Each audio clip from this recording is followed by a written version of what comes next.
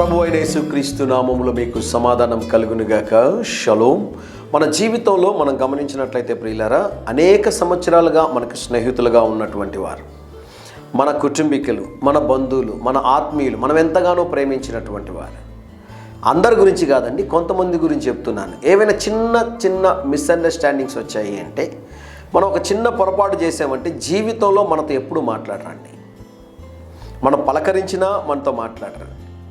కొంతమంది క్షమించరు జీవితంలో. ఒక చిన్న పొరపాటు జరిగి ఉంటుంది, అది మన తప్పే అయి ఉండా కూడా మనం క్షమాపణ అడిగినా కూడా మనతో మాట్లాడకుండా ఉంటుంటారు.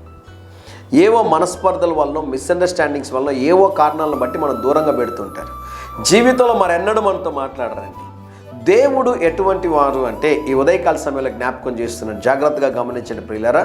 కీర్తనలు 94వ అధ్యాయము 14వ వచనము. యెహోవా తన ప్రజలను ఎడబాయువాడు కాడు. దేవుని నామానికి స్తోత్రం కలుగునుగాక.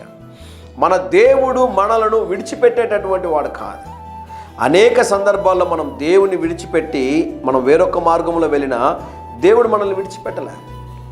దేవునికి విరోధంగా మనం పాపం చేసినా దేవుడు మనల్ని విడిచిపెట్టలే. దేవుని హృదయాన్ని మనం గాయపరిచినా దేవుడు మనల్ని విడిచిపెట్టలే. దేవునికి ఇష్టం లేని కార్యాలు చేసినా కూడా దేవుడు ఎన్నడూ మనల్ని ఎడబాయక కృపతో దేవుడు జ్ఞాపకం చేసుకొని నడిపిస్తున్నాడని దేవుని సేవకుడుగా మీకు జ్ఞాపకం చేస్తున్నాను. నువ్వు ఏ స్థితిలో ఉన్నా, నువ్వు ఏ పరిస్థితిలో ఉన్నా, ఎంత ఘోరమైనటువంటి పాపము చేసి ఉన్నా కూడా దేవుడు నిన్ను ఎడబాసేటటువంటి వారు కారు అని దేవుని సేవకుడిగా తెలియజేస్తున్నాను. నిన్ను ప్రేమించే దేవుడు, నిన్ను ఆదరించే దేవుడు, నీకు సహాయం చేసే దేవుడు, నిన్ను లేవనెత్తే దేవుడు ప్రభువైన యేసుక్రీస్తు వారు. ఆయన నిన్నెన్నడూ విడిచిపెట్టడు అని దేవుని సేవకుడిగా తెలియజేస్తా ఉన్నాను. వాక్యం అంటది, నేను ఎన్నడూ విడువను ఎడబాయనని దేవుడు వాగ్దానం చేస్తున్నాడు. ఈ ఉదయకాల సమయంలో నేను విడువబడ్డాను అనుకుంటున్నారా? నేను ఒంటరిగా ఉన్నాను అనుకుంటున్నారా? నాకెవరు లేరు అని మీరు అనుకుంటుంటే ప్రభు మాట్లాడుతున్నాడు, నేను నిన్ను విడిచిపెట్టే దేవుణ్ణి కాదు. ఎంత గొప్ప దేవుడో తెలుసా?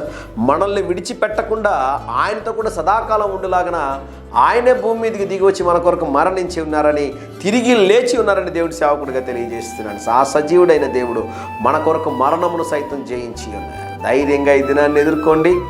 దేవుని సన్నిధి మీకు తోడుగా వచ్చిందిగాక. ప్రియ పరలోకపు తండ్రి, మమ్మల్ని ఎన్నడూ విడువని ఎడబాయనని మీరు వాగ్దానం చేసావు ప్రభు. మీరు ఎంతైనా నమ్మదగిన దేవుడు ప్రభు. అందును బట్టి మీకు స్తోత్రం నాయన. ఈరోజు మా ప్రియులు చేయించిన ప్రతి కార్యంలో జయమును అనుగ్రహించమని యేసు నామములో ప్రార్థిస్తున్నాము తండ్రి. ఆమేన్, ఆమేన్.